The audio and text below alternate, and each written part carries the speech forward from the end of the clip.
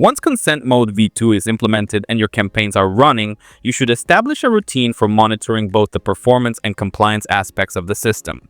Essentially, you want to continuously ensure A, your tags are behaving correctly with respect to consent, no regressions or new issues, and B, your site's consent strategy is not hampering your KPIs unexpectedly.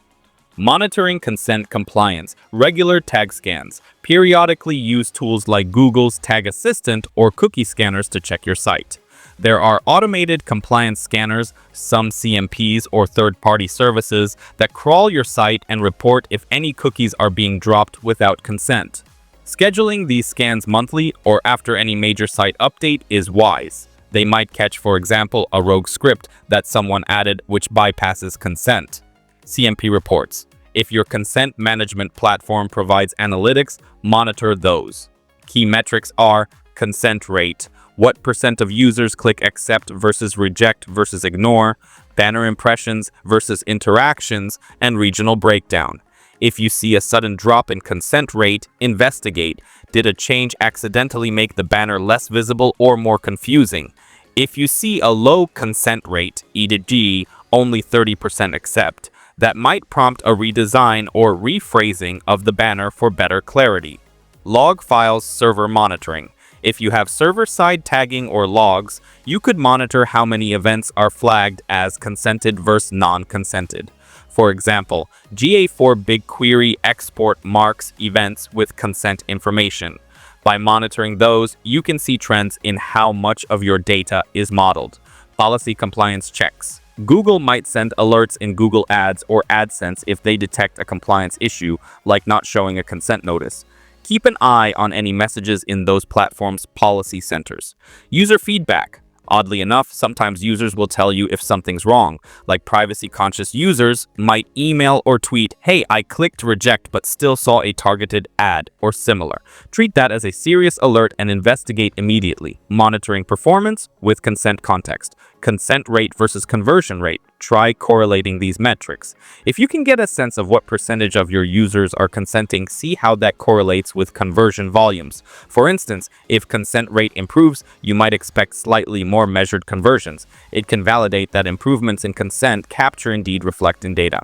Segmenting data by consent. Some advanced setups let you create segments. In GA4, you might create an audience of users who consent, maybe based on the presence of the GA cookie by first event, versus those who didn't. Monitoring their behavior differences can be interesting. Consenting users might have lower bounce rate, maybe they trust your site more or are more engaged, etc.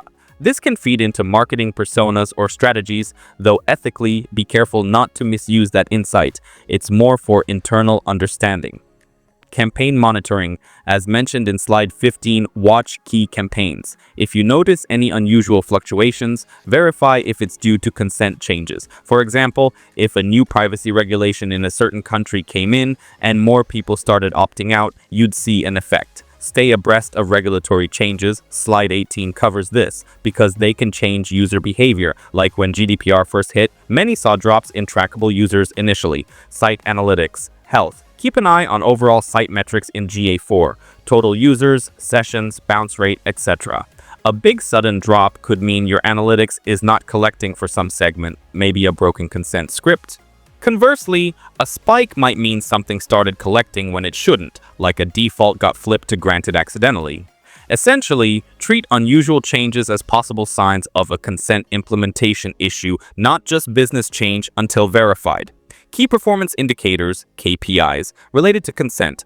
Opt-in rate. We've mentioned it. Percentage of users who consent. This is a KPI for your consent banner's effectiveness impact. Timing of consent. Are most users giving consent on first page or only if they navigate further? If many users ignore the banner on landing and bounce no consent given, that's both a lost user and lost data. Monitoring this can guide you to maybe implement a better prompt or a nudge after some time. Percentage of modeled data. If GA4 or Google Ads provides this, track it over time. If the percentage of modeled conversions is increasing, it might indicate more users are opting out, or you expanded into a region with lower consent. Good to know so you can adapt strategies.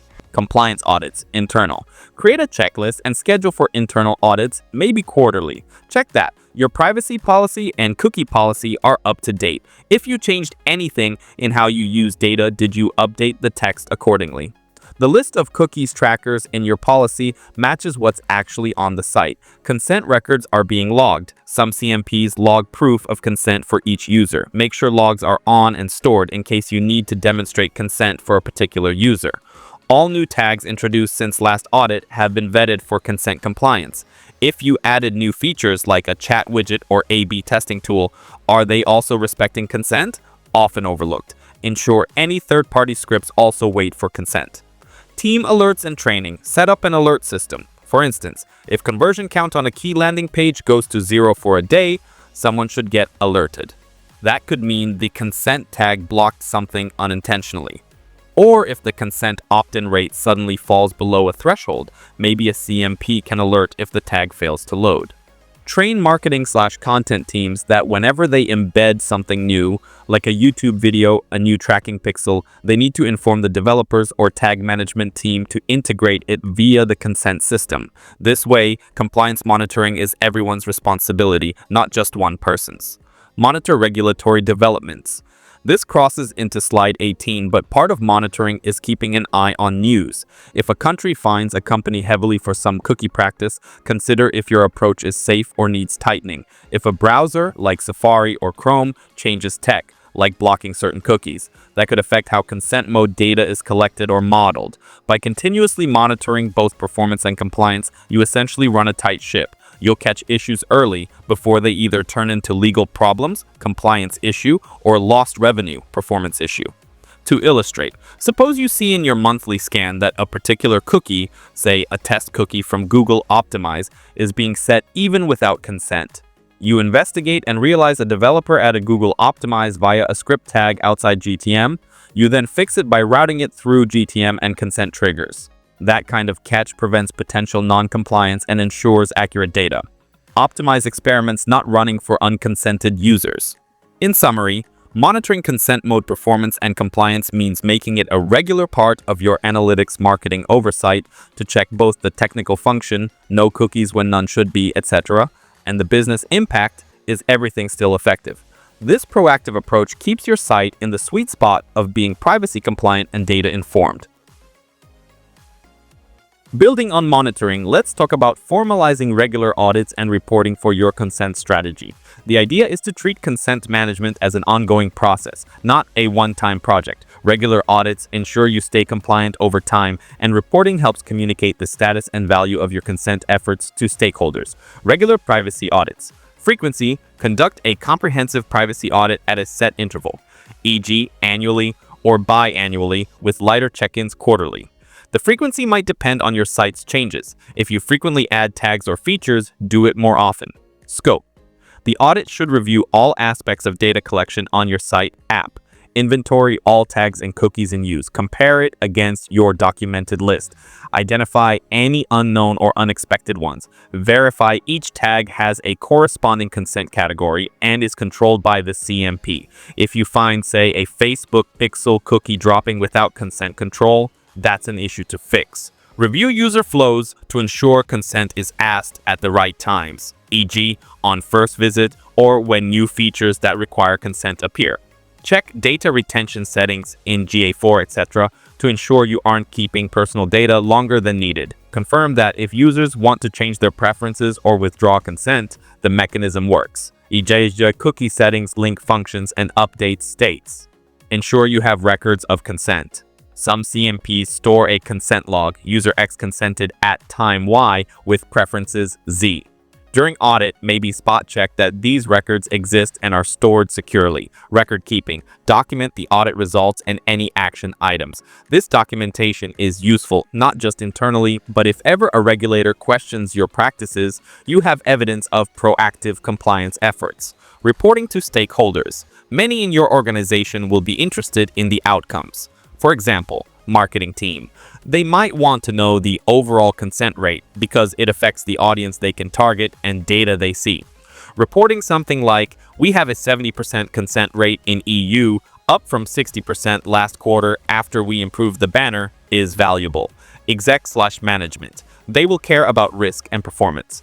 A report might highlight we are in compliance with GDPR/e-privacy as verified by recent audits. Modeled conversions have recovered X% of otherwise lost data, protecting Y in revenue tracking. Also mention if there were any close calls or issues fixed, showing diligence. Legal/compliance. Depth. They'll want a report confirming everything's in order. This might include details like our CMP is configured to IAB TCF if applicable version X. We've implemented GCM v2 as required by Google. No known breaches of policy in last period. Next review scheduled in 6 months, essentially giving them peace of mind. Reports could be quarterly privacy compliance reports. Some companies combine security and privacy into one review. Tailor the detail to the audience, high level for execs, detailed for compliance officers. Include metrics, consent rate, number of opt-out requests, like if someone used a do not sell link, any incidents, e.g., in March, we discovered a tag misfiring, but it was corrected within 24 hours. No user data misuse occurred. If fines or regulatory changes occurred in your industry, report how you're mitigating those risks. Adapting to findings. Use audit findings to update internal policies. For instance, if audit finds that teams were adding tags without informing the privacy team, implement a stricter process. Maybe a tag intake form that requires checking a box. How will this comply with consent, etc.? If your reporting shows a low consent rate, perhaps allocate resources to user experience improvements for the consent banner.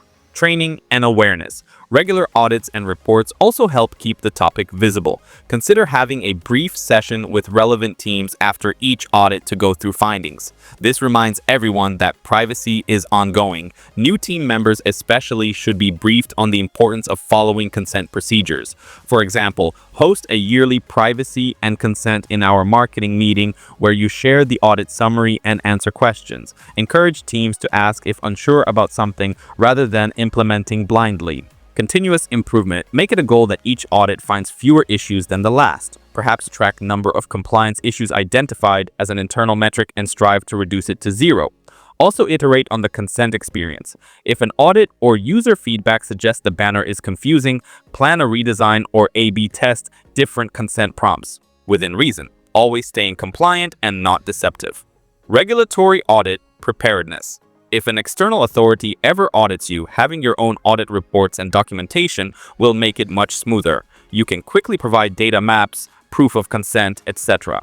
So treat internal audits as a dress rehearsal for any official inquiry. That means keeping things like a current list of all third parties that get data from your site, for cookies or otherwise, where data is stored, copies of consent text versions used, etc., all up to date. Linking to other processes. Align these audits with general data protection audits, like if your company does a GDPR Article 30 record of processing update or a security pen test. Incorporate the web tracking aspect into it. If you have an enterprise risk management framework, have privacy compliance in analytics ads as a risk item and mark it green when audits pass. In summary, regular audits and reporting turn consent management into a managed business process with accountability. By routinely checking and informing stakeholders, you ensure your organization remains compliant and understands how privacy requirements intersect with business objectives. It also shows that your team is proactive, something regulators tend to favor if there ever is an issue. They have been doing due diligence is better than being caught unaware. For a beginner's course, the key message here, don't think of consent setup as one and done. It needs maintenance. Set up a schedule to review it and keep everyone in the loop with clear reports. This way, you'll sustain the compliance and effectiveness of your strategy over the long haul, rather than scrambling to fix problems after they cause damage. The privacy landscape isn't static, laws evolve, new regulations emerge, and guidelines can change. For instance, what if another country passes a GDPR-like law, or the EU updates rules, e.g., the e-privacy regulation replaces the directive, or the US introduces a federal privacy law? You need to be ready to update your consent configurations to reflect regulatory changes. Stay informed on regulatory changes. Subscribe to updates from reliable sources. Privacy legal blogs, the IAPP, International Association of Privacy Professionals, or even Google's policy change announcements. This way you'll know if, say, a new law in Brazil or India might require adjustments on your site because you have users there. Google itself sometimes announces changes. For example, Google integrated with the IAB's TCF, Transparency and Consent Framework, in certain regions. If a new version, like TCF v2.2, comes out, your CMP and site might need updates. Keep an eye on those. Watch for browser changes too. While not laws, browsers, Chrome, Firefox, Safari, implementing stricter cookie rules like third-party cookie phase-outs or requiring user interaction for certain storage can effectively change how you need to configure things. For instance, if Chrome blocks some cookies by default, consent mode might adapt. You should adapt along. Assess impact on your site. When a change is on the horizon, say a new country law effective date, do a mini audit. Do we have visitors from there? Are we compliant? For example, some countries might require the banner to have specific text or certain button styles. Some laws or regulator guidance get that specific. If GDPR's interpretation changes, maybe a court ruling says something new about analytics cookies, adjust your approach accordingly. An example. At one point, there was debate if Google Analytics was legal under GDPR due to data transfer issues. If your legal team decides to self-host analytics or use an alternate, that's a huge change to implement. If the regulatory change is about data categories, ensure your CMP categories align. E.g., CPRA, the update to CCPA, introduced sensitive personal info category. Websites added toggles for that. Make sure your consent setup can handle any new category of data that needs separate consent or opt-out. Update consent text and options. Laws might dictate different consent UI or wording. For instance, the EU might standardize cookie banners at some point. There have been proposals. Or they might require a reject all button is as visible as accept all, which many have done to avoid fines. Always align your banner with the latest best practice guidance. If a law like CCPA evolves, CPRA did this, where an opt-out is needed for sharing data for cross-context behavioral ads, ensure your site provides that. Perhaps add a link, do not sell or share my personal info, if not already, and integrate it with consent mode where possible. Like if user opts out via that link, set add personalization to denied. Keep translations up to date too. If you operate in multiple languages, any change in consent text needs updating in all versions. Technical configuration changes. Google Consent Mode itself might be updated. Imagine a Consent Mode v3 someday.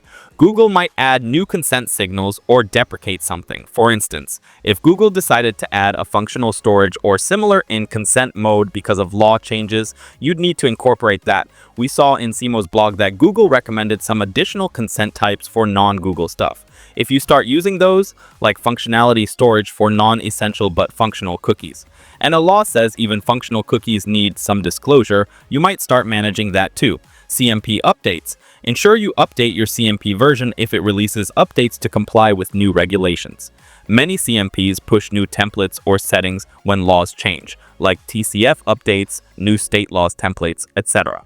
Apply those promptly. If a new region requires consent mode enforcement, for example, currently Google mandates it for EEA UK. If they announce we're extending requirement to all Google ads globally, or say Canada passes a law and Google's policy extends there, you might need to expand your consent mechanism to those geographies. That might mean showing the banner in more places or enabling region-specific behavior in GTM. Recognize regional nuances. E.g., in California, an opt-out approach is allowed. In EU, opt-in is required. If you expand business to, say, Brazil, LGPD, you should see if opt-in is needed. Brazil's law is similar to GDPR, so likely yes for cookies. Adapt your CMP settings to treat Brazilian users like EU users in terms of requiring opt-in. Future-proofing steps. Build flexibility into your system. Use a CMP that is configurable for different laws easily, rather than hard-coding one approach. have an internal policy. When entering a new market or when a law changes, item 1 is to contact the web team to update consent flows. Make it part of expansion checklists. Keep documentation of your consent system current, so if a new person has to adjust it because of a law, they can understand it quickly. Examples of regulatory changes to consider: e-privacy regulation, if it passes, could unify cookie rules across EU, possibly requiring some changes in consent scope or exemptions. Stay ready to adjust banner behavior accordingly. GDPR rulings, e.g., if regulators say legitimate interest cannot be used for analytics at all, some have, ensure you weren't relying on that. We aren't in this scenario, we require consent. U.S. state laws. By 2025, besides California, there are laws in Virginia, Colorado, etc. They often have universal opt-out signals, like GPC, Global Privacy Control. If you get a GPC signal, your site should treat it as an opt-out of sale sharing. Some CMPs can capture that and flip a consent setting. Ensure your tech can handle it. For instance, if GPC is detected, maybe auto-deny ad personalization. Children's privacy laws, co-PPA, etc. If your site may attract children, laws may ban tracking them at all. In such a case, your consent strategy might need a tweak, like we do not even present cookies to under 13. That's more of a content strategy, but could influence how consent mode is used. Maybe default deny always for certain sections or audiences. Coordination with legal. Make sure your legal team or privacy officer informs the tech team of changes they see coming. The earlier you know, the smoother you can implement. Sometimes regulators give a grace period. Use that time to test changes thoroughly. Like when GDPR was announced, companies had 2 years lead time. More recently, Google's CMP requirement had a few months lead time to March 2024. Early info allowed timely action. Testing after changes. Whenever you update configuration in response to a law, rerun your full test suite, as described in slide 13. New changes can introduce new bugs, so validate again. Communication. If a change will impact user experience, e.g., suddenly all users in region X see a new banner style or an extra prompt, coordinate with customer support or comms in case users ask questions. E.g., why am I seeing this new privacy pop-up? Have an answer like, we updated our consent mechanism to comply with new privacy regulations and to give you more control. In essence, updating configurations for regulatory changes is about being agile and informed. The good news is if you've set up Consent Mode v2 and a robust CMP, you have a framework that is easier to adjust than if everything was manual. It might be as simple as tweaking a setting or adding a new consent field rather than starting from scratch. The privacy environment of 2025 and beyond will likely only get more strict, not less, so expect continuous improvements. By designing your consent strategy to be adaptable, you'll future-proof it, which leads into our next slide about broader future-proofing strategies. Looking ahead, how can you ensure that your consent management and data strategy remain robust in the face of evolving technology, laws, and user expectations? Future-proofing means anticipating changes and building solutions that can handle them with minimal rework. Here are some ways to future-proof your consent strategy. Embrace privacy by design. Make privacy considerations a default part of any new project or feature on your site. When planning a new marketing campaign or launching a new tracking tool, ask from the start, how will users consent to this? Does it align with our privacy principles? By ingraining this mindset, you prevent playing catch-up later. For example, if you adopt a new analytics platform or ad service, choose one that supports consent frameworks like IAB's TCF or has an API to manage consent. Many modern tools have options to work in a consent-friendly mode. Stay within ecosystem solutions.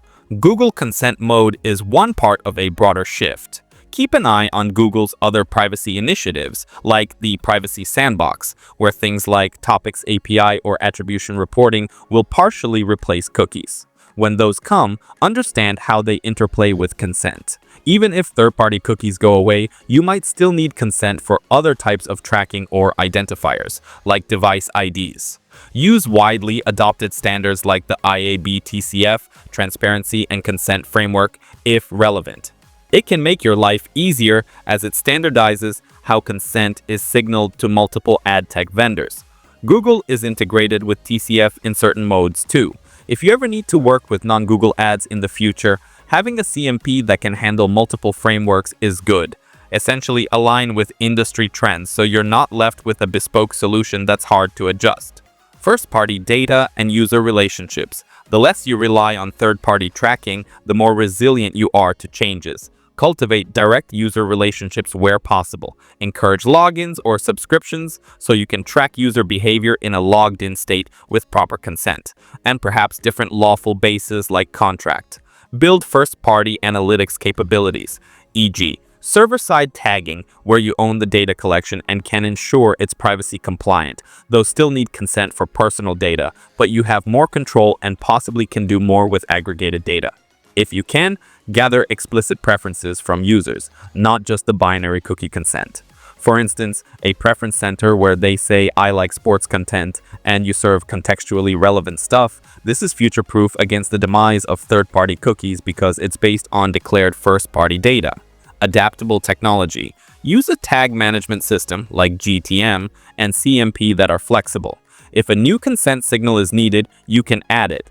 If you need to integrate with a new ad partner, you can utilize templates rather than hard coding. Consider moving to server-side Google Tag Manager in the future. Server-side tagging can add an extra layer of control. You can enforce that no data leaves your server to third parties unless consent is present. Also, it can help with cookie issues. You set first-party cookies from your domain. It's a bit advanced, but many are adopting it to be ready for a cookieless world. Of course, you'll need to ensure consent signals get to the server, but it's possible. Keep your implementation of consent mode updated. If Google releases improvements or new features, plan to implement them. For example, in 2025, Google might refine how modeling works or give new tag settings. Staying updated means you benefit from those and avoid any backwards compatibility issues if older versions get deprecated. User experience improvements. A future-proof strategy isn't just about legal compliance, but also keeping user trust. Work on making your privacy UX top-notch. Maybe the future holds more automated ways for users to express preferences, like browser-based consent signals, e.g., a browser saying, "I allow analytics but not ads on all sites." Some initiatives try this. If that happens, integrate with it so users don't even have to see a banner if their browser already communicated their choices. Consider accessibility and inclusivity in your consent approach. Ensure banners are accessible, WCAG compliance. As regulations or expectations around accessibility increase, your consent mechanism should already be compliant. That's future-proofing against another kind of requirement. Monitoring and agility. We've stressed staying informed on regulations. Likewise, monitor tech news. If Apple or Google announces a big privacy change, like Apple's app tracking transparency in mobile or Google's cookie deprecation timeline, use that lead time to adjust strategy. Maintain an agile process to deploy changes. For example, have your developers and compliance folks in sync, so when a change is needed, it can roll out in weeks, not months. This might mean allocating resources or budgeting for periodic compliance updates. Data ethics and trust. Future-proofing is not just technical, it's philosophical. If you build a brand reputation for handling data respectfully, you may encourage more users to consent because they trust you. Put effort into transparent communication. Your privacy policy in plain language, maybe a quick how we use data infographic. Users are more likely to accept if they understand and trust. Some companies even offer incentives for consenting, e.g., allow cookies for a personalized experience or 10% off. Careful with that, it should not be coercive in a legal sense. But thinking creatively about giving value for data can maintain opt-in rates in the future. By aligning your strategy with user expectations, which are trending towards privacy, you won't be wrong-footed if laws tighten. You'll likely already be doing more than the bare minimum. Scenario planning. Ask, what if? For example, what if tomorrow Google said consent mode is mandatory globally? You should be basically ready since you did EU. Or what if a law required proof of explicit reconsent every year? Can your system handle that? Maybe prompt users again annually? Think of some not far-fetched scenarios and ensure you have the groundwork to implement them. Another scenario, third-party cookies become practically unusable, likely soon. Are your marketing efforts diversified? If you only rely on those cookies, even with consent, you might lose effectiveness. Future-proofing means exploring alternatives like contextual ads, etc., which are not reliant on personal data and thus less impacted by consent issues. Though still need compliance, they are easier on privacy. Continuous improvement. Finally, consider joining industry groups or forums on privacy to keep learning. The environment will keep evolving through 2025 and beyond. By being part of the conversation, you can anticipate shifts and be a leader rather than a reactor. In sum, future-proofing your consent strategy involves staying adaptable to legal and technical changes, investing in tools and practices that prioritize user privacy and first-party data, and fostering trust and transparency with your users. If you lay that groundwork, you won't find yourself scrambling for each new change. You'll have a resilient system and approach that can absorb changes with minimal disruption to your business or users. This concludes our detailed journey, and now we'll summarize the key takeaways and steps you can act on right after this course.